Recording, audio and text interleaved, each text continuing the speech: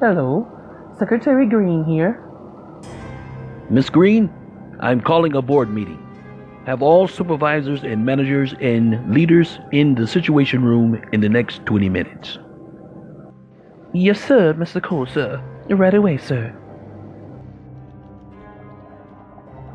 Calling all employees. Calling all employees. The board meeting will be starting in 20 minutes. Calling all employees. Calling all employees. The board meeting will be starting in 20 minutes.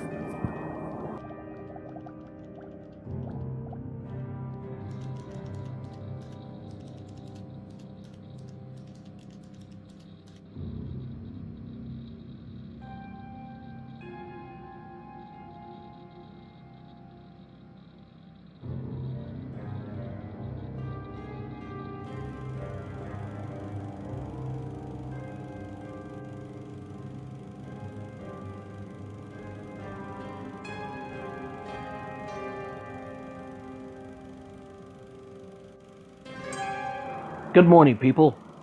Let's get started. All right, Secretary Green, mark the time and record all ideas and remarks in this meeting room here today. Mr. Cole, sir. It is approximately 9 a.m. and the date is August 15th, 2018, on Thursday. And the first topic will be monthly production accounts.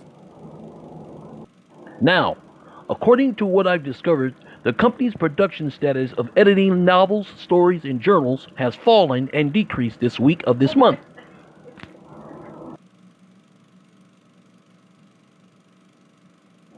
Jessica, do you find something funny here? Sorry, Mr. Cole. That slipped out. Jessica, did you know that this meeting had been called on account of your irresponsibility of doing your job in a productive, timely manner? Well, no, sir, Mr. Cole, sir. I've been on time since you gave me the position of editing lead, and I've completed some of or most of the editing assignments that I've been given, though I had some setbacks lately. A little? No, Jessica. More than that. Mr. Carson, explain to our editing lead what you found, please. Yes, sir, Mr. Cole, sir. Just last week about this time, I was posting the company's monthly newsletter and examining the accounts and reviews. And some of our reviews are very good and very positive when Mr. David Preach was working actually as lead editor for that week. Apparently, we had a good uprising in the production of our editing newsletters, stories, and novels, and even some of the journals. But then I looked a little bit further and found out that things got really deep and really danky in the accounts. When Mr. David Preach left, you took over. We actually put you in his position and in place. And that's when everything started look like it was downsizing. We actually lost a lot of our customers because when you were put in the position of editing lead, the majority of the reviews also said that the majority of the work was incompleted. Well, Right. Mr. Samir, and as an experienced employee here, who's been here the longest, I would have expected you to speak up concerning such things about this, knowing that our productivity level would actually lose its great status. Tell us, why didn't you come to us with these accusations in this situation here? Oh, well, I don't know. Maybe it's because you didn't put me as editing lead? Did you ever think about how much that I would actually be a good asset to the company? No, you didn't. You put Bert Carson in front of me, and you put David Preach in front of me, and now you put Jessica in front of me. I didn't really care anymore because I was overlooked, neglected. My experience as an employee here didn't mean anything to you. And so, I sat back and I watched it all fall apart because I knew it. Jessica didn't have the experience I had, nor did she have the credibility. So, it played out just exactly like I knew it would. However, I will say this for Mr. David Preach. For that week he worked here, he did bring in more of editing production than any other that I've known, especially Jessica.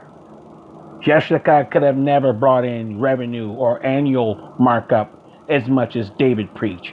And he only worked one day, and still his work accounted for a week. And according to what I've researched, Mr. Cole, sir, that is possibly very correct. Samir has been very faithful, committed, and devoted employee here with Perfect Editing for the past 10 years. I've only done actually 2, maybe 3 years and a half now. And his record speaks for itself when you look at it. He has very good credibility with all the employees. They look up to him. They ask him for information. He has all his editing checks. He has actually even employee for the past 5 years. And when I came along, sir, it does seem to be that he was actually more uphill than I was. And I'm one to admit it. Good job, Samir. You deserve it. Well, thank you very much, Mr. Bert Carson. It's about time someone recognized me. Okay. I understand now. All right. Well, since we're gone this far, Mr. David Preach, is there something that you would like to add to this meeting here, sir? Yes, sir. Yes, sir, there is. I want to first thank Mr. Cole and Mr. Carson, and to all the employees here at Perfect Editing. Let me congratulate you on your promotion of a better position here in the company.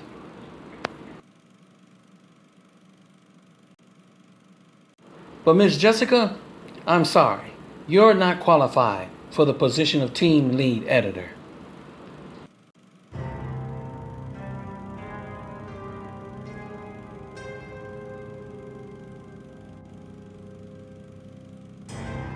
What? Now look, bruh, I'm done with you. And just who do you think you are, coming in here like a boss? You got no proof, none I say, on my work history here. You've only been here one whole workday yourself. Huh. Heh. And I told you don't call me bruh, call me David. That one workday was all I needed to look up your work credibility for this company, to see what poor work performance you had.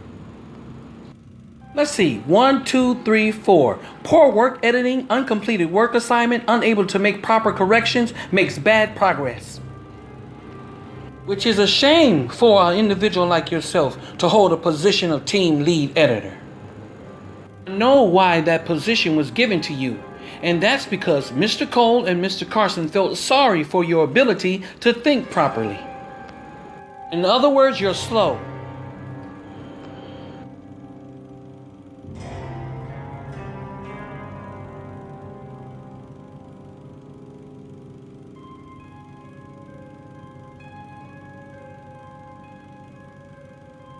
Jessica, it's all my fault.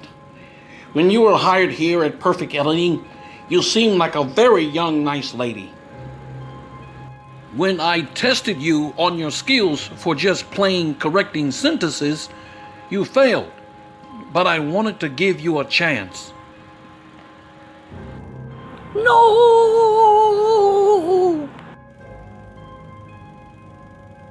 Oh, I see now, Mr. Cole. I understand. I really liked it so much working here, too, that I was so desperate and I practically begged you. And you let me into editing and gave me a job here. Well, now, Jessica, it's not all his fault. It's mine, too. You see, I agreed with Mr. Cole that since you were still in school, we'd both agreed to allow you time to develop here. So you'll see, Jessica, we wanted you to be greatly encouraged here so much we tried to push you a little too fast. And well, this is the results of it.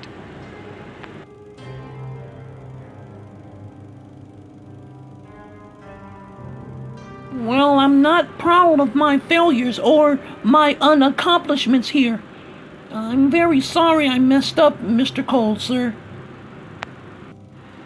But if it's okay, can I still work here in the editing department, sir? Oh,